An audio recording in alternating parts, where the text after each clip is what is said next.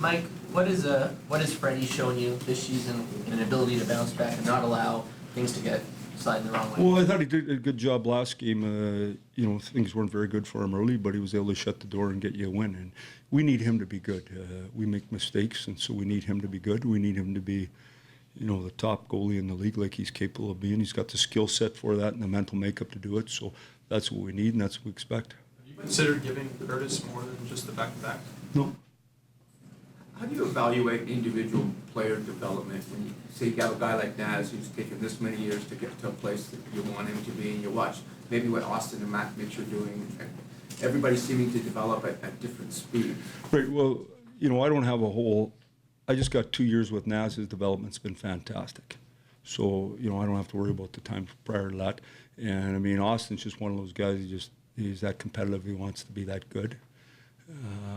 So I don't think that's problem either. I think William Nylander's come a million miles as well. I think Marner has. Hyman and Brown speak for themselves. They drive the bus just because they're that competitive. Zaitsev's one of those guys. So we have a lot of guys that we think are really improving, and yet, just because they're at this level now, we don't expect them to stop. We need them to be better. The league's getting better every day. We're playing a real good team here today. They have to be good if we want to get in the playoffs. Mike, what's been the key to the ability to start the right side as much as you have this season, and maybe look back to the draft and the organization's development capabilities? Well, I bug Hunts all the time. He was a right winger. He loves a good right winger. I like centers and Ds, so we got to get that changed over time. I have no idea why he finds a good right winger all the time. No idea. Speaking of which, when is Mitch Marner going to play again, do you know? Yeah, that's a great question. Mitch and I had that little discussion today.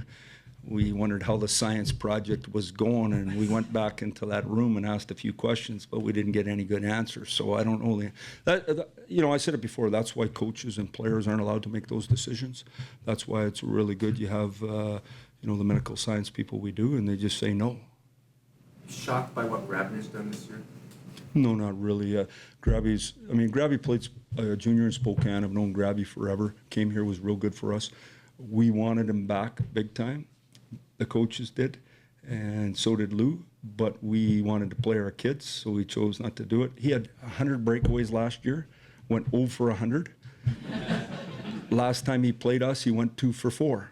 Now, I don't know what happens the other time, but I think we should keep his breakaway count under 4 tonight. What do you hope to see from Marchenko tonight playing with Jake? Just, he's a real good defender, I think, with really smart, good stick. He's not fleet of foot, so play your game. Good passer, courageous guy.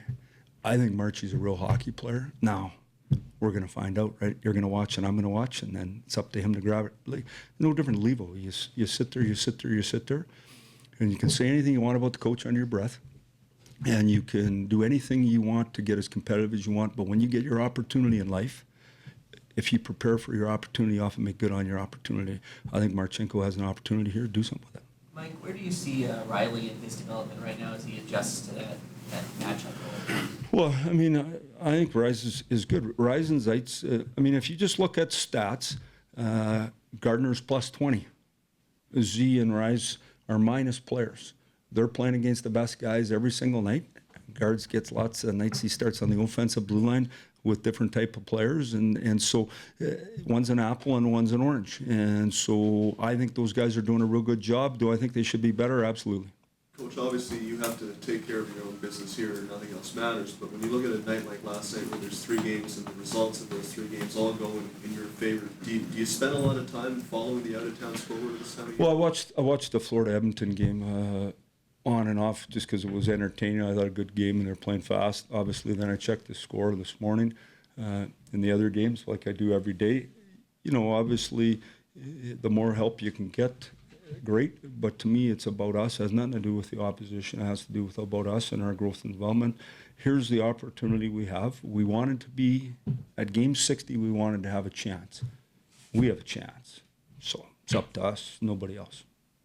You watched last night. How much fun is McDavid? Yeah, he's unbelievable.